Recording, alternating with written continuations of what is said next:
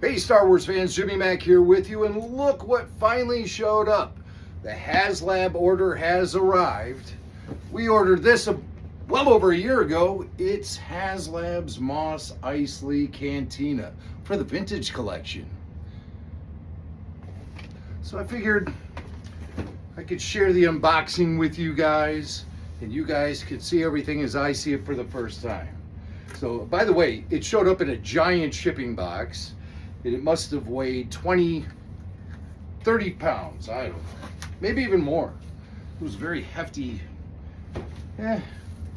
20 pounds maybe, I don't know. Comes with the instruction booklet right out of the gate. We see the instruction booklet, and you know what I'm going to do with this? What I do with every instruction booklet. Nothing. Throw it away. Wow, look at this. All of the different pieces are laid out by compartment here, all individually labeled, the vintage collection. And in this one, we have the pieces for, the tubing for the actual Cantina drink dispenser, and of course, the famed Rolls-Royce catalytic converters that were used as drink dispensers in the Mos Eisley Cantina, and then they later saw new life in The Empire Strikes Back, and beyond, as the head of that particular piece. Doesn't represent what I'm talking about here.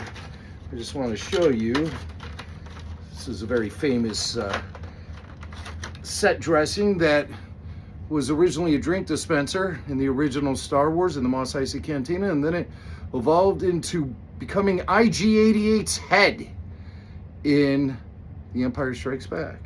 And here you have a bunch of them, because obviously there are a lot of thirsty monsters in the cantina looking for beverages.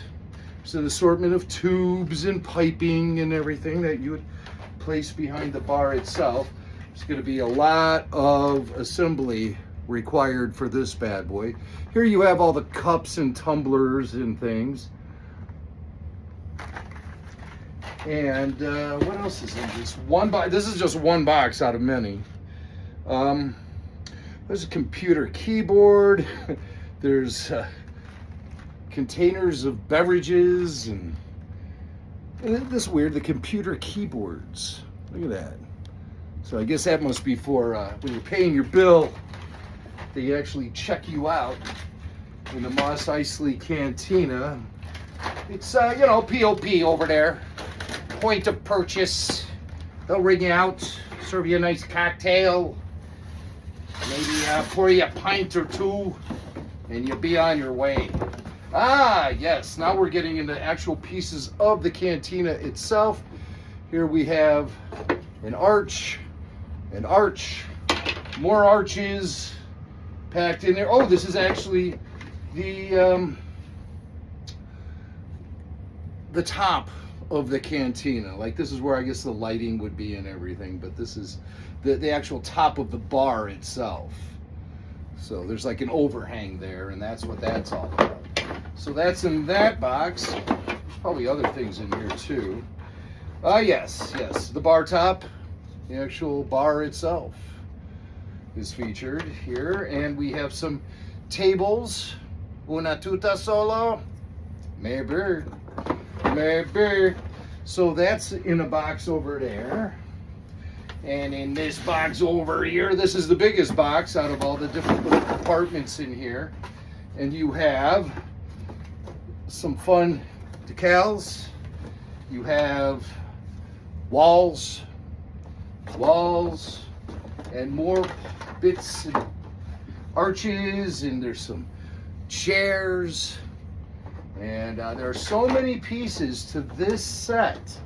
I'll tell you what, I was having buyer's remorse, but when it was finally delivered to me over a year later, it was something the collector in me couldn't resist. Your droids, you'll have to keep them outside. No blasters, no blasters. So have fun in there. I'll probably be drinking just as much as all the aliens in the cantina due to all the small pieces and assembly that's required for this thing. Here's another box. Ah, these are the action figures.